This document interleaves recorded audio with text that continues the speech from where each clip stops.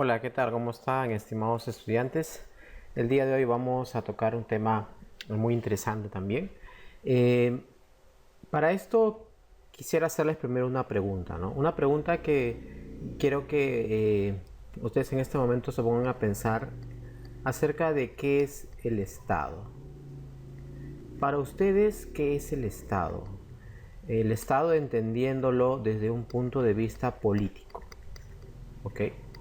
Desde un punto de vista político, ¿qué es el Estado para ustedes? Y por otro lado, quisiera preguntarles qué entienden ustedes por normas. ¿Ya? ¿Qué son las normas? De manera general, eh, ¿qué son las normas y qué es el Estado?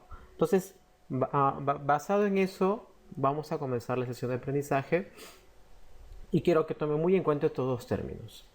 El Estado desde el punto de vista político y las normas. Las normas también uno puede considerar o se denominan también las leyes, ¿no? También son leyes. ¿Qué son, no? Poniéndose a reflexionar en eso. Bien, ahora entremos justamente a lo que vendría a ser el tema del día de hoy. ¿Qué es lo que vamos a estudiar el día de hoy? Vamos a estudiar el Estado y las normas. El Estado, como les dije, desde un punto de vista político, en este caso vamos a tocar sobre todo el tema de la República de nuestro país, la República del Perú, y las normas desde un punto de vista legal, amparado por ejemplo en la Constitución, ¿no? ¿Qué son el Estado y qué son las normas? Empecemos primero entonces por lo que es el Estado. ¿Qué es el Estado? ¿Qué entiende uno por Estado? Entonces, nace la pregunta, ¿no? Nace la pregunta acerca de qué es el Estado y qué es lo que justamente tiene como principales características, ¿no? ¿Qué es el Estado? Para algunos el Estado es el país, o sea, el Perú y sus habitantes, su territorio es el Estado. Para otros es el presidente, ¿no? Para otros el presidente es el Estado. Hay varias confusiones con respecto a esto, debido justamente al problema que tiene para poder sentarse esta definición. Hay varias definiciones, pero quiero que tomen en cuenta esta definición. Dice que el Estado es la comunidad social, o sea, la nación, o sea, nosotros, ¿ok? Con una organización política común. Por ejemplo, nosotros, los peruanos, tenemos una organización que se basa en la democracia. Somos un país demócrata. Y un territorio, bueno, tenemos un territorio de 1.285.216 kilómetros cuadrados. Y órganos de gobierno propios. Los órganos de gobierno basados, por ejemplo, en los poderes del Estado, ¿no? Creo que ya la mayoría de ustedes saben cuáles son esos tres poderes, ¿no? El ejecutivo, el legislativo y el judicial. Así también hay poderes autónomos. Esos poderes autónomos son, por ejemplo, el Tribunal Constitucional y otro, por ejemplo, la Contraloría General de la República, que es un órgano de control a nivel de Estado. Que es soberana, ojo, que es soberana e independiente.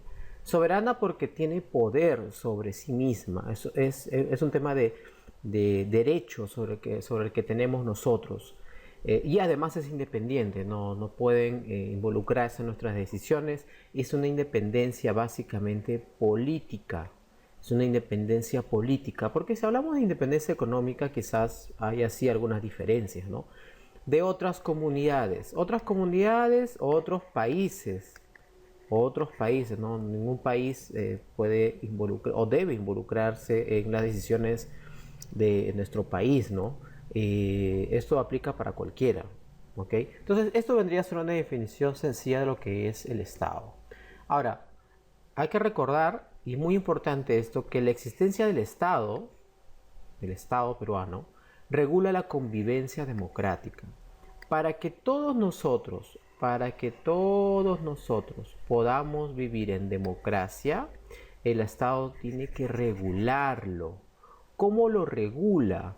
lo regula a través de normas. Ahí está la relación.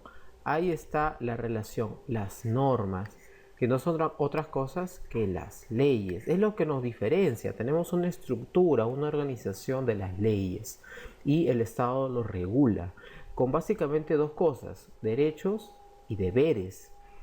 Además también es importante también mencionar que por la convivencia democrática entre todos nosotros, creemos y aceptamos que todos somos libres e iguales. Esto es una característica bastante idealista, pero lo somos, lo debemos ser, participando en los asuntos de la comunidad, de la sociedad, en busca del bien común, el bien de todos nosotros.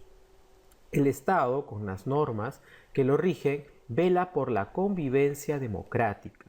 Debe haber una convivencia adecuada, que se sustente en el reconocimiento que hacemos del otro como una persona con dignidad y que tiene los mismos derechos y obligaciones que nosotros.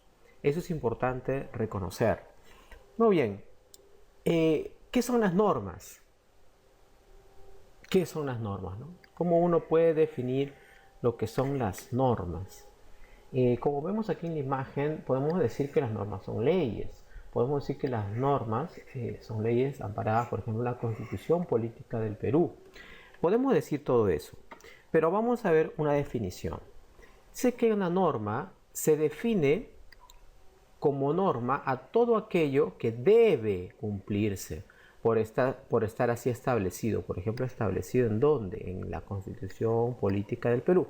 Ordenado, está muy ordenado en la Constitución, o por haberse convenido en una sociedad o grupo humano. Por ejemplo, no hablemos de a nivel de país, no hablemos a nivel institucional, ¿no? Hablemos a nivel institucional.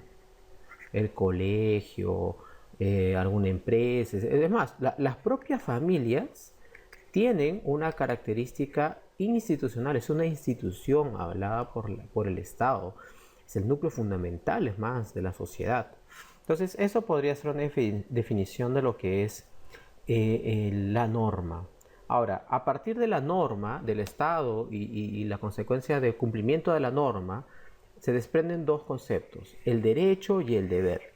¿Qué es el derecho y qué es el deber? Vamos primero con el derecho. Dice que se refiere al conjunto de normas, ya establecimos lo que es una norma, que rigen la vida del hombre en sociedad y sus relaciones con los demás miembros de la misma. Dice que lo rigen, son normas que rigen la vida de todos nosotros y las relaciones con el entorno, con las demás personas. Ese es el derecho, conjunto de normas. Pero ¿qué es un deber? Como verbo, uno puede decir que el deber es estar obligado, es la necesidad moral de una acción, hacer lo bueno, impuesto perdón, por una ley o norma, para beneficio ajeno y el cumplimiento del orden social. Por ejemplo, el toque de queda. El toque de queda restringe el derecho de libre tránsito, pero es un deber de nosotros hacerlo porque es un beneficio para todos, no solamente para ti, sino para el otro, para las demás personas, y debe cumplirse. Estás obligado a cumplir. Eso es un deber y no se circunscribe solamente al tema de leyes a nivel de Estado. Puede ser, por ejemplo, algo tan simple como en tu hogar. En tu hogar hay normas, y si tus padres dicen que hay normas, entonces tienes derechos, pero al mismo tiempo también tienes deberes. Así como tienes un derecho a la educación, tienes el deber de estudiar. He ahí la relación. Y tus derechos acaban cuando empiezan los derechos del otro. Uno no puede pretender pensar que porque tiene derecho puede hacer lo que quiera. No funciona de esa manera. Muy bien, ¿cuáles son los atributos ideales de las normas? La primera de ellas es que es coercitiva. ¿A qué se refiere cuando dice que es coercitiva? Coercitiva trae consigo, es decir, que trae consigo una sanción. Trae consigo una sanción de parte del que establece la norma, ¿no? Porque debe ser cumplida. O sea, todo incumplimiento de una norma tiene una sanción. A eso se refiere cuando dice coercitivas. Además, las normas también deben amparar la igualdad entre todos sin ningún privilegio. Pero ojo, Estamos hablando de características o atributos ideales. Además deben garantizar el orden y la seguridad orientado hacia la conducta humana, ¿no? Hacia la conducta individual. Además también las normas deben ser legítimas por haber sido creado según los procedimientos establecidos. O sea, es legítimo. Si el Estado, el gobierno de turno crea una norma, es legítimo. Uno no puede ampararse en que tiene cierta libertad para crear sus propias normas. Eso no es legítimo. Después, deben ser posibles de cuestionar sin mejorarse. Se puede mejorar una norma definitivamente, sobre todo cuando va en contra de los derechos humanos, sobre todo en ese aspecto, ¿no? Ahora, también hay que tener en cuenta que cuando se habla de derechos y deberes, a partir del concepto de Estado y sus normas, aparece el término del bien común. ¿Qué es el bien común? El bien común es el conjunto de condiciones materiales e inmateriales que permiten a todos nosotros alcanzar el bienestar. Son materiales e inmateriales. Un parque, por ejemplo. Un parque es un bien común, es para todos. La profesión de la fe es algo común, todo lo tenemos, es inmaterial y es para todos. Entonces, eso es el bien común. ¿Cuáles son sus características? Primero que te da una seguridad interna y externa también, de sentirte que perteneces a una sociedad. Además se deriva de la ley natural que menciona que todo bien común provee la igualdad entre todos y viene de un aspecto divino, ¿no? De igualdad. Asimismo también está la igualdad de toda la sociedad, de todos los individuos. El bien común limita algunos derechos. Por ejemplo, tú puedes decir que las playas son bien común, ¿no? Una playa es un bien común, pero limita los derechos con respecto sobre todo al bien individual. Tú no puedes pretender decir que ese pedacito de playa es mío porque es bien común. Se limitan los derechos, ¿no? Pero en beneficio de todos. Abarca a la persona en todo su amplitud de necesidades, de necesidades. Abarca todo. O sea, o mejor dicho, trata de que abarque casi todo, ¿no? Algunos países lo hacen mejor que otros con respecto, por ejemplo, a la salud, ¿no?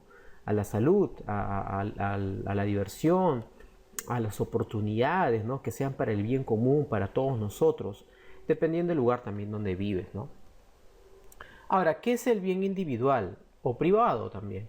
Es aquel que satisface una necesidad particular, o sea, mi necesidad, razón por la cual se encuentra en la esfera del interés privado. Por ejemplo, la propiedad. La propiedad es un interés, es un bien individual, es privado. Tu hogar, por ejemplo, tu casa. Hay una necesidad, sí, es una necesidad particular de donde vivir y es una propiedad. Ese es el bien individual, no es malo, es bueno, está amparado dentro de las normas. Pero vamos a ver algunas dificultades con respecto a esto. Cuando se cruza esa línea entre el bien individual o privado versus el bien público, dice que se oponen cuando los intereses particulares vulneran a los colectivos. Por ejemplo, una empresa minera cualquiera que extrae minerales del subsuelo, ese es un bien individual, un bien privado, así concesionado por el Estado, pero está contaminando el río que abastece de agua a una comunidad aledaña. Ahí ya está alterando el bien público. Ahí está la gran diferencia. Y el otro es que el bien público versus el bien privado. Dice que se enfrentan cuando se vulnera un interés individual legítimo, aludiendo una situación de interés público, aludiendo.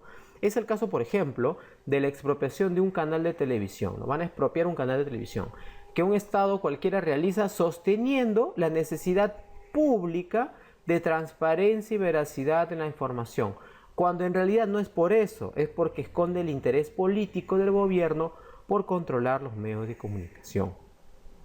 Esto es un bien individual, un bien privado. Pero ¿cómo es que se utiliza a través de, en este caso, la expropiación, que es un acto inconstitucional, inconstitucional en el término de que no pueden quitarte porque sí, y que está amparado supuestamente por una necesidad pública, que es totalmente subjetivo, ¿no? transparencia y veracidad es subjetivo. Entonces ahí está la diferencia entre el uso del bien público versus el bien privado, que también algunas veces llegan a estas oposiciones, ¿no? Muy bien, chicos, muchísimas gracias por todo, y eso ha sido la clase del día de hoy de estados y normas. Nos estaremos viendo muy pronto en la siguiente clase. Dios los bendiga y nos vemos muy pronto. Chao.